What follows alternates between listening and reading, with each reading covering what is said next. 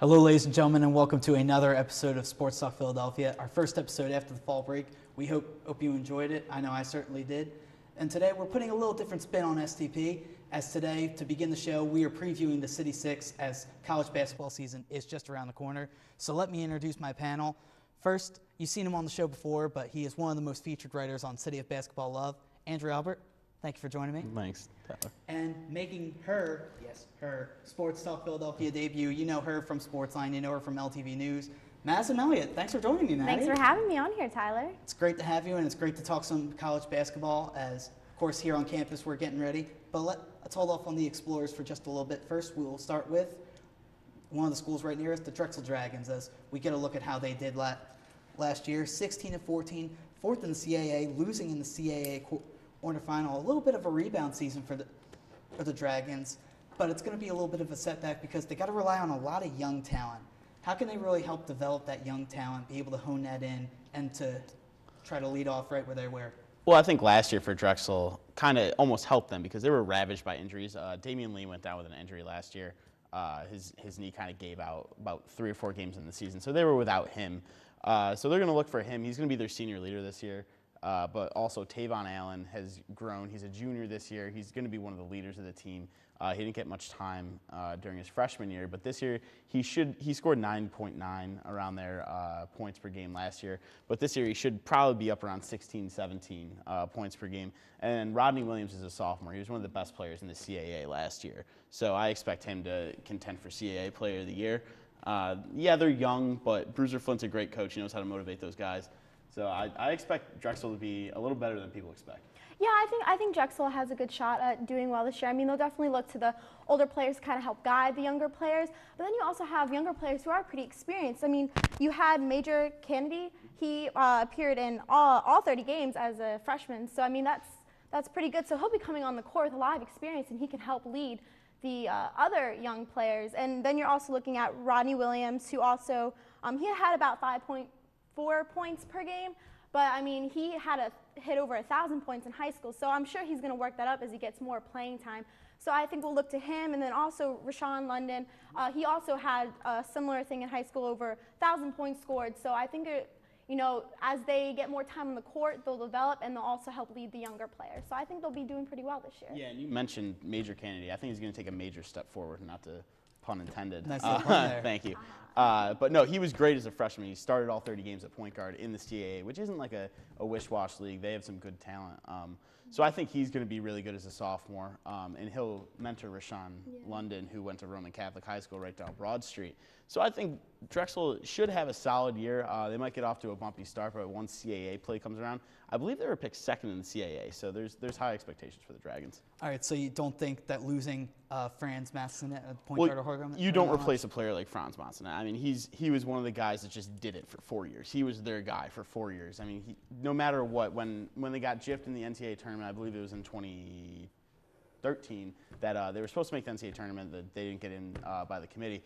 But he's just a guy that no matter what he did, you knew he was going to come up with the big play. You knew he was going to come up with the big shot. And there's not a guy like that you can replace. Like, someone's got to slide into that role. And I think that's where Rodney Williams really comes in because, yes, I mean, they're completely different players, but Rodney Williams just seems like he has that it factor around him, around the basket. He just gobbles up rebounds. And he showed so many flashes of brilliance last year. I mean, his 5.4 points per game, kind of misleading because he didn't get as much playing time as he would have liked, as we would have liked to see him as a freshman.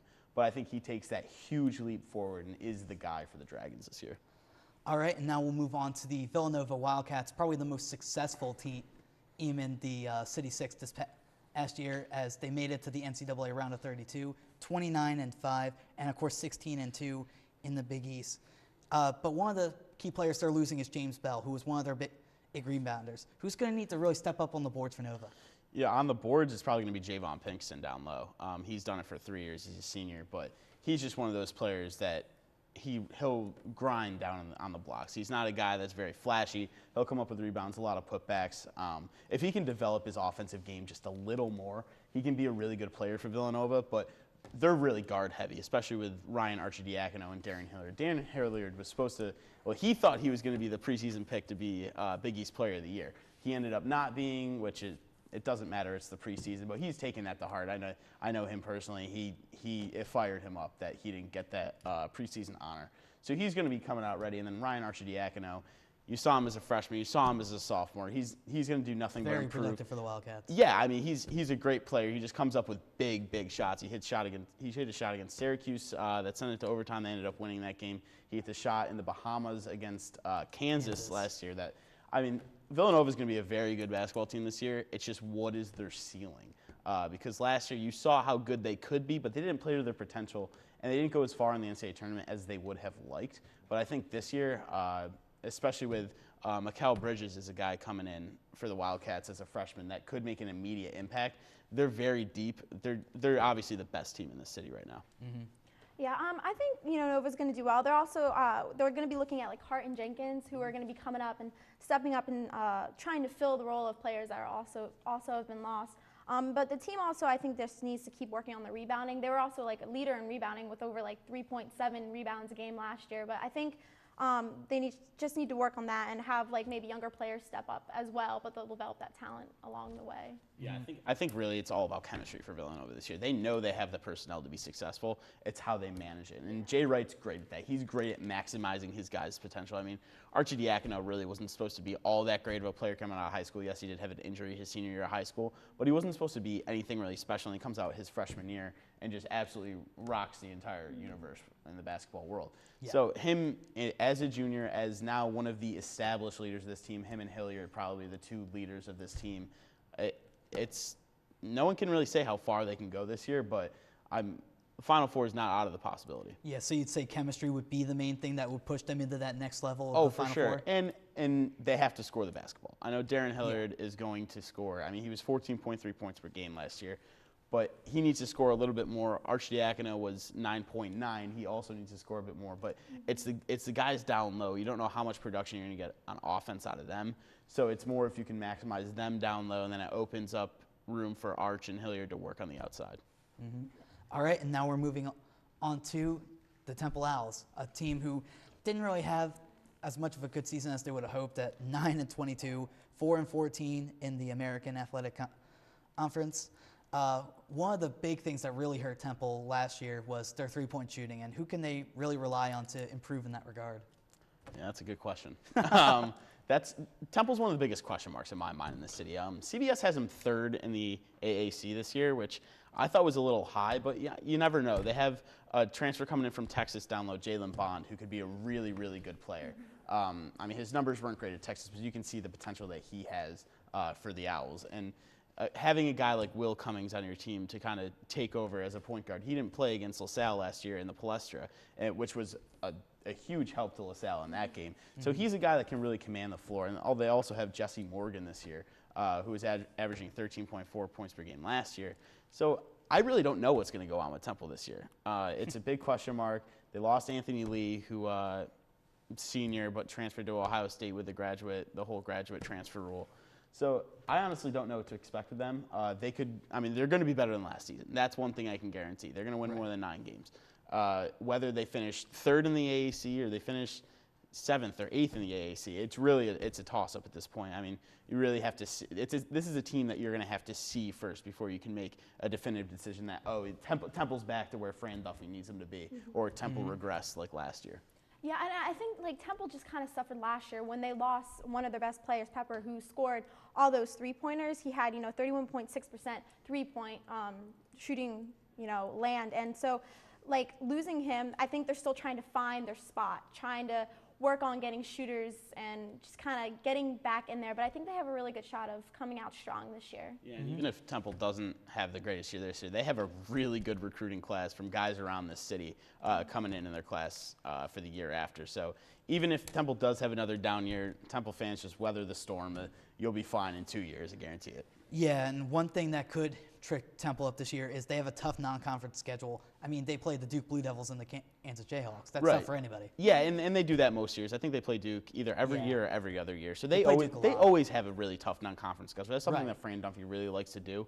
When you're trying to build an elite program like that, you want to play the best to test yourself against the best. It only gets them to get better. I mean, they got to practice somehow and start somewhere. And Exactly. So playing teams like that. yeah, so I think that'll be good, especially for a team that has 2 transfers on it that are going to play big minutes, to see where they're at in their development. Because I mean, when you play a Morgan State in the preseason, and you don't really get much out of it when you win by 40 because you're not Right. playing that much. And so I like to see guys schedule those kinds of games. I know LaSalle doesn't get that many kinds of games, but Ginny knows how to work the RPI and the Ken Pom and all that. That's Yeah. a different story. But Fran Dunphy really likes to send his kids right out into the fire, and I respect that. All right, and now we move on to the St. Joe's Hawks, one of the main rivals, of course, of LaSalle University. 24-10, 11-4 in Atlantic 10 play, and they made some noise a little bit as they lost in the second round of the NCAA tournament to UConn. Of course, Phil Martelli, we know he's been at the helm for so long. He's obviously the staple there. But the decision he made to make Chris Wilson and DeAndre Bembry captains. Talk about how that's going to really shape this young Hawks team. And that's all they got, really. Yeah, exactly. I mean, Chris Wilson is the senior point guard leader, but DeAndre Bembry is the best player on the team. There's no doubt about it. He's a preseason first team All-Atlantic 10, so there's high expectations for him in his sophomore year. Not a lot of people he was highly touted coming out of high school, but no one knew he was going to do what he did last year, to lead the Hawks to an Atlantic 10 championship in Brooklyn. But I mean, that's basically, his hand was pushed to make them captains. Not that I take too much out of the captainship, but those are the guys they're going to rely on 100% during the year. Right. There's really, and those guys, about St. Joe's, like right now, when you look at them, their shooting is something they really need to, they simply cannot shoot the ball. On paper, I mean, it happens differently when you're in the game, but on paper, they need shooting. Like, you look at their roster, you're like, where is the scoring coming from for St. Joe's? So you look for a guy like Bembry, he's going to need to average over 20 points a game. And that's a lot to put on a guy that's a sophomore, but it's just something that needs to happen. And Chris Wilson really needs to step his game up because last year he did get a lot of open threes, and he didn't make very many until that Atlantic 10 run. And that's why they were so successful, because when he's making open threes, it frees up a lot of room for last year, a Ronald Roberts down low and a Julio Kenasevich. But this year, it's going to be him and Bembry, really, at the helm. I totally agree. I mean, like you said, they're kind of both savvy and high character players, and the 2 best players on the team. And you got Chris Wilson, who, he's a senior, so he's going to be taking all of his experience and really leading the younger players. And then you got Bembry, and like you said, he's probably the best players. But he'll also be able to help guide and mentor the younger players. And I think, like, both together, hopefully, they can lead to go to where they, like, you said even with their shooting, they weren't, really getting the ball in, but they were still making it to, second round of the tournament. So, I mean, that's pretty impressive for what they were working with. Right, and I think this year, Bembry, it's going to be interesting to see what kind of steps he takes, because his game is, he's kind of a flashy player. Like, he'll take the ball on the baseline. He's a high flyer. He'll dunk the ball a lot, but he needs to improve his outside shooting. He's probably going to play a 3 or a 4 this year, so he's going to have to stretch the floor a lot, which is a lot to ask of him. He's going to probably need to make close to 35, 36% of his threes for them to be effective as a team, which and Phil Martelli did say at A10 Media Day that he has worked on his three-point shooting a lot, and he's developed that aspect of his game a little more. So it's going to be exciting. He's one of the most exciting players to watch in this country, especially with his high top. All right, and now we move on to the Penn Quakers, a team who for a couple years now haven't really been able to put it together. 8-20, 5-9 in the Ivy League. One of the holes for the Quakers this year is point guard, and that they're not exactly sure 100% who's going to be starting yet. So what options do they have? Good question. They have a couple freshmen coming in. Antonio Woods is a freshman that could make an impact right away, but you never know with freshmen. You can't rely on a freshman to make an immediate impact, especially at a program like Penn, who you hate to say it, but they are the worst program in Philadelphia right now. So you don't like to put a program down like that, but Jerome Allen is on the hot seat. There's no way around it. If he doesn't do this year, he doesn't do a good job, they don't get at least 15, 16 wins, he's gone, in my opinion. The way he handles the team, a lot of the boosters and a lot of the athletic people are not happy down at Penn. So it's going to be it could be a long season for them, but they still do have Darius Nelson-Henry down low, who can do a lot of damage. I don't know. I didn't know how his offseason went. I haven't talked to Penn at all this year. But him and Tony Hicks are really going to have to carry the team. Tony Hicks is a guy that could average 19, 20 points a game this year. And Darius Nelson-Henry is a guy that, if they're going to be successful and win those 15, 16 games, which is probably right around their cap, he's going to have to average probably at least 14 and 10. Yeah, I really think Penn is right now just in a process of rebuilding, and if they get rid of that coach, it's gonna take them a while to kind of get back to where they need to be. But as far as maybe finding a point guard goes, like they have Lewis, but he's been dealing with a lot of injuries, and his play so far hasn't been super spectacular. So they might be having to look to other people, like you mentioned, Woods or Foreman, and then there's Hicks, who just needs to be scoring for the team. So I think really they just got to rebuild and get better, and that's what they really need to be working on right now. All right, and Andrew, real quick, what part of the schedule can Penn really be able to take advantage of? I mean, the Ivy League is so one-sided. It's Harvard and everyone else. So if they could take advantage of the Ivy League schedule and how weak the Ivy League is, other than Harvard, they're going to lose those 2 games they play against them. They could find some success. All right, and now last but certainly not least, the hometown team, our LaSalle Explorers. Of course, we know the story from last year, 15-16, 7-9, the A-10. Of course, coming off that roller coaster high of making the run to Sweet 16 and then just not being able to put it together. Of course, you lose Ty Duren, you lose Ty Garland, you lose Sam Mills. Where's the offense going to come from for this Explorers team? It's going to come from the front court. They have the best front court in the A-10 on paper right now. I mean, I know they haven't played any games. It's going to be interesting to see how Jarrell Wright and Steve Zach work together down low, because in the last 3 years, they really haven't been on the court that much together. They'll start the game together, but then Steve Zach will sub out or Jarrell will sub out, and all of a sudden Jarrell will have 2 fouls or Steve will foul out with 15 minutes left. So it's going to be interesting to see how they interact with each other. And one thing that's great about this year is, I mean, how great Tyreek Duren and Sam Mills and Tyrone Garland, those guards, and even Taylor Dunn were for the Explorers. This year, they have a new wave of guards with Jordan Price and Clearon Roberts and Johnny Schuler and Amar Stukes. So these guys they're not high-profile guys right now. Jordan Price is probably the most high-profile transferring from Auburn. Yeah, so it's going to be interesting because teams are going to prepare for the front court. They're going to prepare to get pounded by Jarrell Wright and Steve Zach down low. That's just the way things are going. That's the way LaSalle really should start this season. But once you shift your focus to the front court, there's going to be a lot of double teams down on Wright and Zach, which leaves a lot of open shots for Price, Roberts, Stukes, Schuler, even Rohan Brown on the outside. So that's something that you didn't see last year. And this wave of guards is they're all taller than Tyreek and Sam and Tyrone. So they're a little bit taller. They can shoot over people, which is big. So I think the scoring is going to focus on down low, but then subsequently it's going to filter to the outside. Yeah, and I think you have a really good point there. Like, I think the offense is really going to come through the forwards because, I mean, we really do depend a lot on Wright and Zach. And, Zach was more of like a rebounds guy, and then you had Wright who could just, he could just kind of do everything. But you just got to get the chemistry going between them two. And if they're both on the court at the same time, and they just work on the offense and just a little bit more, I really think it's going to do wonders for them. And they're going to come out strong. I really believe in them. All right, yeah. I also believe in a turnaround year for the Explorers. And that does it for our City 6 Talk. So thank you, Maddie, for joining us. We will be taking a quick commercial break, but when we return, we'll have Cody Barr on, and we're going to talk some Eagles football. So stick around. We'll be right back.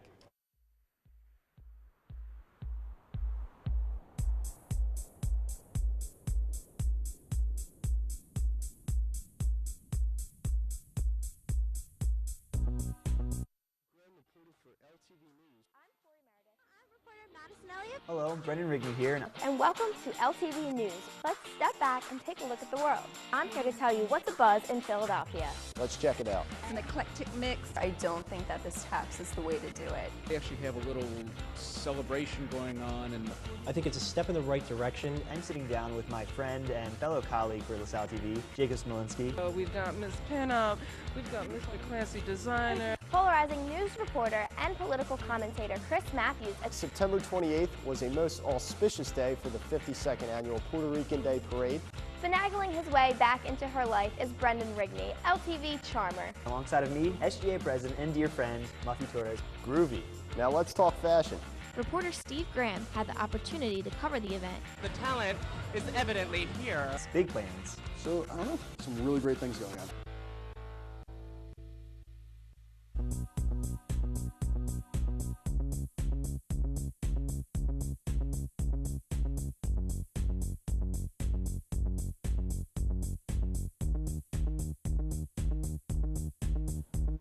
Welcome back to Sports Talk Philadelphia. Now we're going to talk some Philadelphia Eagles. And joining me and Andrew on desk, making her first return to this STP desk in a couple years, right? Was I on last year at all? I think I was on last year. You might have been. I might have had you on. I was going to say, this guy hosted. Come on. But nevertheless, welcome back, Thank Cody. It's you. good to have you on. Feels and good. It's good to talk some Eagles football, although not the best game in the world last week. Of course, as you see the stats come on the screen, 24-20 loss to the Cardinals. Carson Palmer, 20 of 42, 329 yards and 2 touchdown passes. Andre Ellington, 23 carries, 71 yards and a touchdown. And Jeremy Maclin, even though he left the game earlier with a head injury, came back in, 12 catches, 187 yards, and 2 touchdowns.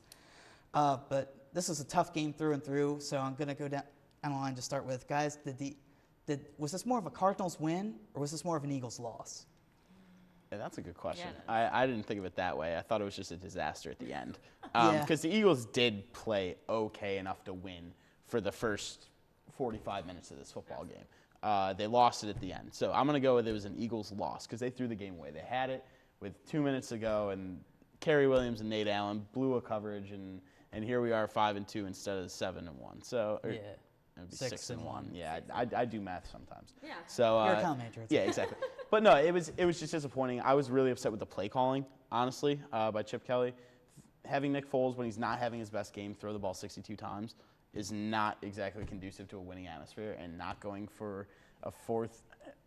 Are we gonna talk about that later? Yeah. Can Yeah, I was just about to talk get in about and it? ask. Can I talk about it now? I'm gonna talk about it now. Bring it up. Let's do it. Do it. 3rd and inches from the goal line, and you line up in a shotgun. Yeah, why was he in shotgun? I just don't understand why you'd bring the ball 4 yards back to go an inch forward. It's just you have a quarterback that's 6'5". Launch him. He's 250 pounds. Quarterbacks sneak off the center. It's not that difficult. Teams do it every week. I just don't get why you go line up in a shotgun, and then I understand take the points, you might win the game, but when you have a secondary, the way we know the secondary has been playing, I think you still have to go for the field goal because you have to take the chance that they're not going to drive 99 yards down the field to score a touchdown to win the game. I completely agree wholeheartedly. I think it was an Eagles loss. I was driven absolutely insane by the Nick Foles throw into triple coverage, and I was also driven completely insane by the opening quarter with all the flags and all the penalties. It was just, it was painful to watch, and it just, I took a nap during the 3rd quarter because I was just so, I gave up on it. And then obviously you watch the 4th quarter and you're like, oh, things are starting to pick up, and then the terrible play calling, and you just, you just Do you think Chip's outsmarting himself? I don't know if it's that. I just don't think he has enough faith in his team right now. He's calling very conservative plays. I know you don't have an over-the-top threat like a Jeremy Maclin this year. I mean, I think you might when Josh Huff actually starts playing football instead of whatever he's doing. But I have a lot of faith in Josh Huff. We'll get to that later on. But Chip's being very conservative with his play calling. A lot of underneath routes, a lot of up and outs. There's really nothing vertical down the field. So I don't know if that's by nature, by design, or he just doesn't have faith in the offensive line to hold a pocket that long. Right, and he did seem kind of, his post-game, he talked a million miles a minute. And, you scroll through Twitter and everyone's like, Chip's going off. And That's just the way he goes. Right, and you could tell that he was angry and he was upset, but I'm wondering if it's upset with himself or upset with the players. Like if he understood that his play calling wasn't exactly on par this game, or whether it was just that the team didn't pull through the way he expected. All right, well, let's move on to the STP co-players of the week this week. The 2 leading Cardinals receivers in Larry Fitzgerald and John Brown. For Fitzgerald, 7 catches, 160 yards, and a TD. Of course, that long 80-yard TD. I believe the longest of his career, which is kind of surprising. Yeah, and then John Brown, 5 catches, 119 yards, and a touchdown. Has Larry Fitzgerald ever had a bad game against the Eagles? Ever? No. I don't think he never. has. He's gone for over 100, I think, in every game he's played against the Eagles. He torched them 2 years ago here. I forget the game. I forget the game last year, but I mean, he absolutely torched them this year, and he hadn't done anything this year. He'd been one of the least targeted receivers on his team. All of a sudden, he comes out. What was it? 7 catches, 160 yards, and a touchdown. That's unheard of. Yeah. Yeah. I mean, just burning by the secondary. But another area the Eagles have been a little burned in is the quarterback play of Nick Foles. It's been rough. Let's look at 5.92 completion percentage, over 2,000 passing yards, but 12 touchdowns, 9 interceptions, 4 fumbles. He's gotten the nickname Nicky Franchise before, but guys, how nervous must Howie Roseman be, considering how nervous we all are about the fact that you might have to pay this guy at the end of the year a lot of money? I don't know if I have complete confidence in him yet. I'm still on the fence with him. I mean, it seems like everybody's still on the fence with him. He makes some really great plays, and then he makes some really stupid plays, and you can't really rely on him 100% of the time. And he throws a lot from the back foot. And if you're throwing from your back foot and if you feel rushed, then you're not going to make the throws that you're supposed to be making. All right. And now let's move on real quickly to our prediction poll. All of us still taking the Birds this week against the Houston Texans. I have them winning 23-14. I think it'll be a low-scoring game. And I have Brandon Boykin as my MVP just because it's time for someone else other than Malcolm Jenkins to get some interceptions. This defense needs to go. Andrew, 27-23 27-23. I think it's going to be a one-possession ball game. It has been all year. I think Nick Foles really redeems himself. I think that the Texans are a very beatable team. Mm-hmm. I'm pulling for an Eagles win, and I think Michael Kendricks is really going to have a standout game. They're 5th in rushing, and he's going to be right there. And he's coming back from an injury, so he could possibly be 100% for the first time. So I'm looking forward to seeing him on the field. Yeah, I agree. And normally this would be the point of the show, ending Eagles Talk, where we go into the Fast Five. Not the case this week, because this week I'm announcing that for the next month in November, I'm going to be growing a mustache and doing Movember campaign. Yeah, it's going to be interesting. In fact, let's see some possible examples real quick of what this could look like. If we could throw those up real quick. Oh, jeez. Yeah. You could look at that for the next month, and then let's see the next one. A little more 70 Sam. Yeah, there we go. All right, so if you want to donate, go to mobro.com/TylerHarperSTP. All the details will be there. That's where you can donate. And guys, you want to see with a mustache? It's going to happen. It'll be interesting this next month here at LaSalle. Sorry, everyone. So, but it's for a good cause. All right. Well, that does it for this week. For Andrew, for Cody, and for Madison, I'm Tyler Harper. We'll see you next week.